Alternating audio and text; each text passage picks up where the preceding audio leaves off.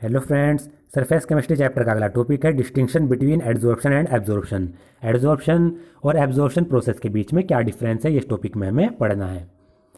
In adsorption the substance is concentrated only at the surface and does not penetrate through the surface to the bulk of the adsorbent. Adsorption में क्या होता है, जो substance होता है वो सिर्फ सरफेस पर ही कंसंट्रेटेड होता है, यानी सरफेस पर ही इकट्ठा होता है। और सरफेस पर इकट्ठा होगा और एडजॉर्बेंट का जो बल्क होगा, अंदर की जो उसकी वॉल्यूम होगी, वहाँ पर वो पेनिट्रेट नहीं कर पाएगा। मान लीजिए ये क्या है, कोई सॉलिड है और ये गैस है। ये गैस क्या हुआ, एक गैस पार्टिकल इस पर एड्जॉर्ब हो गया, इसके सरफेस पर आकर जुड़ गया। तो एड्जॉर्प्शन पे क्या होगा, जो ये गैस का पार्टिकल था, एड्जॉर्बेंट का जो पार्टिकल था, ये सिर्फ सरफेस से ही जुड़ा होगा, सरफेस से जुड़ेगा। और इसका जो बल्क है, मतलब एड्जॉर्बेंट का जो अंदर की जो वॉल्यूम है, वहां पर ये नहीं पहुंच पाएगा, सरफेस पर रहता है और इसको पेनिट्रेट करके अंदर तक नहीं पहुंच पाता। While in absorption, the substance is uniformly distributed throughout the bulk of the solid।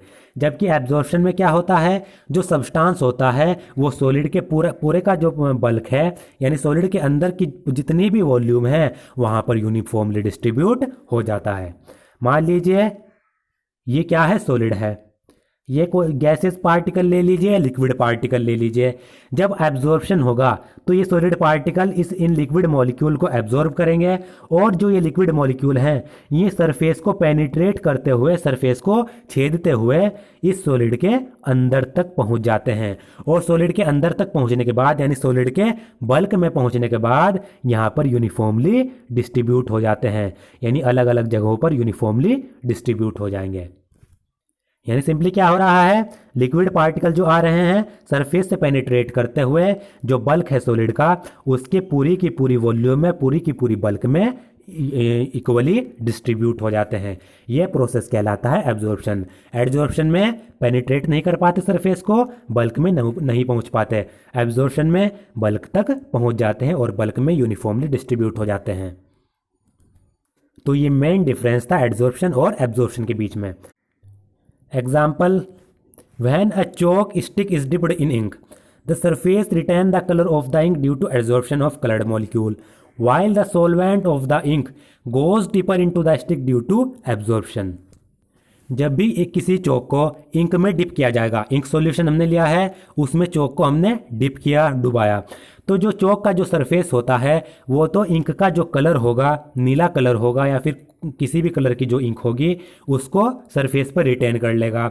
जबकि इंक सॉल्यूशन के अंदर जो सॉल्वेंट होता है वो चौक के अंदर बल्क तक पहुंच जाएगा और चौक के अंदर बल्क तक पहुंचने के बाद यूनिफॉर्मली डिस्ट्रीब्यूट हो जाएगा। तो यहाँ पर आप क्या देख सकते हैं, जो कलरिंग सब्सटेंस है वो तो चौक के सिर्फ सरफेस पर रह रहा है, इसका मतलब क्या है, यहाँ पर एड्जॉर्प्शन हो रहा है। और जो इंक सॉल्यूशन के अंदर जो सॉल्वेंट है वो चौक के अंदर तक पहुँच रहा है और यूनिफॉर्मली डिस्ट्रीब्यूट हो रहा है, यानी यहाँ पर एब्जॉर्प्शन हो रहा है। हमने क्या लिया, यहाँ पर ये सॉल्वेंट लिया, ये सॉल्वेंट है और इस सॉल्वेंट के अंदर एक हमने इंक डाल दी, इंक की एक टैबलेट डाल दी, तो यहाँ पर क्या हो जाएगा, इंक सॉल्यूशन बन जाएगा। ये इंक सॉल्यूशन यहाँ पर बन गया, यहाँ पर इंक है और सॉल्वेंट है। फिर हमने क्या किया, एक चौक ली और उस चौक को इसमें हमने डिप कर दिया। तो डिप करने के बाद जब हम इसको निकालेंगे तो हम क्या देखेंगे, यहाँ पर मैंने आधा डिप किया है, आपको यहाँ पर ये पूरा डिप करना है। डिप करने के बाद हम क्या देखेंगे कि जो कलरिंग सब्सटेंस है वो तो इंक के सरफेस पर जमा हो जाएगा। यानी मान लीजिए नीले कलर की इंक थी तो जो चौक है, चौक वाइट कलर की थी, तो जो चौक है वो बाहर से नीले कलर की हो जाएगी। इसका मतलब कलरिंग सब्सटेंस इंक क्या हो गई, इस पर एक्यूमुलेट हो गई, सरफेस पर एक्यूमुलेट हो गई। और इसके अंदर जो सॉल्वेंट था सॉल्यूशन के अंदर, वो चौक के अंदर तक पहुंच जाता है और पूरी की पूरी चौक में यूनिफॉर्मली डिस्ट्रीब्यूट हो जाता है। तो यहाँ पर एड्जॉर्प्शन भी हो रहा है और एब्जॉर्प्शन भी हो रहा है। On breaking the chalk stick it is found to be white from inside. और जब हम चौक स्टिक को तोड़ते हैं, ब्रेक करते हैं, तो ये अंदर से सफ़ेद होती है, वाइट होती है। ऐसा इसलिए होता है क्योंकि जो कलरिंग सब्सटेंस था वो अंदर तक नहीं पहुंचा, उसका सिर्फ एड्जॉर्प्शन हुआ। और जो सॉल्वेंट था वो अंदर तक था, अंदर तक पहुंचा, लेकिन सॉल्वेंट नॉन कलर्ड था, तो इसलिए चौक भी अंदर से वाइट हमें प्राप्त होगी। ए distinction can be made between absorption and adsorption by taking an example of water vapour. तो एब्जॉर्प्शन और एडजॉर्प्शन के बीच में जो डिस्टिंक्शन है, डिफरेंस है, उसको हम वाटर वेपर का एग्जांपल लेकर समझते हैं। Water vapour are absorbed by anhydrous calcium chloride but adsorbed by silica gel. जो वाटर वेपर्स हैं उनको वो एनहाइड्रस कैल्शियम क्लोराइड के द्वारा एब्जॉर्ब किए जाते हैं, यानी जो एनहाइड्रस कैल्शियम क्लोराइड है वह वाटर वेपर को एब्जॉर्ब कर लेगा, वाटर वेपर उसके बल्क तक पहुंच जाएंगे। जबकि जो सिलिका जेल होती है, जो जूतों के अंदर रखी जाती है या फिर अलमीरा में भी रखी जाती है, आपने जूतों के अंदर वो देखे होंगे पैकेट्स, वो सिलिका जेल के ही होते हैं। जो सिलिका जेल होती है वो वाटर वेपर को एड्जॉर्ब करती है, यानी वाटर वेपर को सिर्फ सरफेस से जोड़कर रखेगी, बल्क तक नहीं पहुंचाएगी। तो ये एग्जाम्पल मोस्ट इंपॉर्टेंट है। Anhydrous calcium chloride water vapour को एब्जॉर्ब करेगा, सिलिका जेल वाटर वेपर को एड्जॉर्ब करेगा, इंपॉर्टेंट है।